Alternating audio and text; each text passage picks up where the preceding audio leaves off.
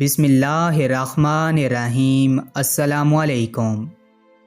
ایک بادشاہ اپنے سپاہیوں کے ساتھ کہیں جا رہا تھا کہ سخت گرمی میں اس کو غسل کی حاجت محسوس ہوئی۔ وہ قریب ہی واقع تالاب پر غسل کرنے چل پڑا۔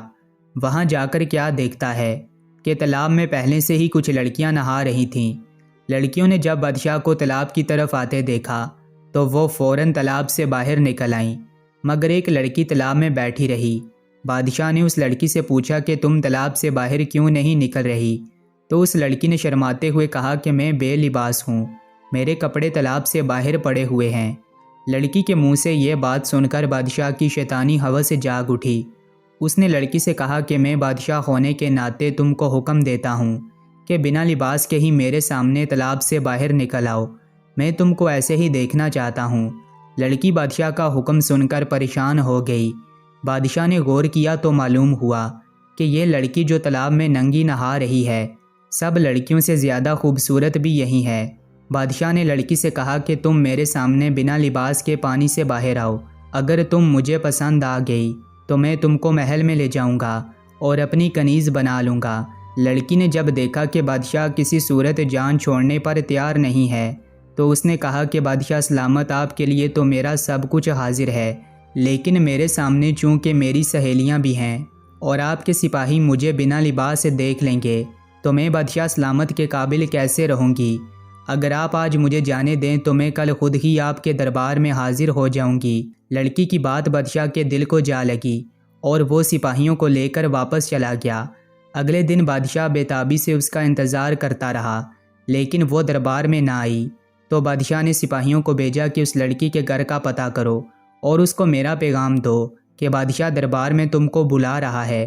سپاہی چلے گئے اور واپس آ کر بتایا کہ وہ سونار کی بیٹی ہے اور ہم آپ کا پیغام باپ بیٹی دونوں تک پہنچا آئے ہیں۔ بادشاہ اس دن بھی انتظار کرتا رہا، لیکن وہ لڑکی نہ آئی۔ بادشاہ کو سخت غصہ آیا، اس کی بے چینی اور حاصل کرنے کی طلب بڑھتی جا رہی تھی۔ اگلے دن بادشاہ نے سپاہیوں کو حکم دیا کہ جاؤ اور دونوں باپ بیٹی کو گرفتار کر کے میرے سامنے پیش کرو۔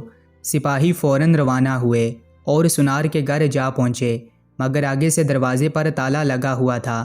سپاہیوں نے بتایا کہ وہ تو کل رات سے ہی گھر چھوڑ کر چلے گئے ہیں۔ جب اس بات کا علم بادشاہ کو ہوا تو وہ غصے سے پاگل ہو گیا۔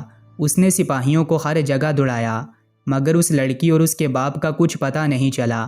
پھر بادشاہ نے سلطنت میں اعلان کروا دیا کہ جو کوئی سونار اور اس کی بیٹی کا پتہ بتائے گا اس کو 1 کلو سونا انعام میں دیا جائے گا۔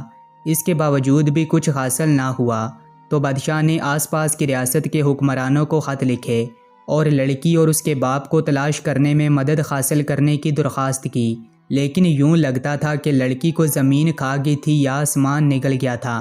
ایک رات بادشاہ سویا تو اس کو خواب میں دریا کے کنارے ایک جھونپڑی نظر آئی۔ بادشاہ جھونپڑی کو دیکھ کر حیران ہوتا ہے کہ اس ویرانے میں کس نے جھونپڑی ڈالی ہے۔ جب وہ چلتا چلتا اس جھونپڑی کے اندر داخل ہوا تو اس کو ایک داڑھی والا بزرگ نظر آیا۔ اس بزرگ کے ساتھ ایک لڑکی بھی بیٹھی ہوئی تھی۔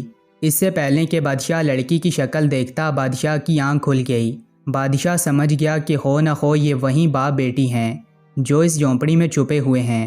بادشاہ اس علاقے کو جانتا تھا۔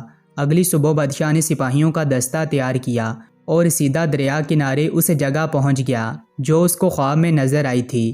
وہاں پر جھونپڑی بھی موجود تھی۔ بادشاہ نے سپاہیوں کو ادھر ہی رکنے کا اشارہ کیا اور خود جھونپڑی کے اندر چلا گیا۔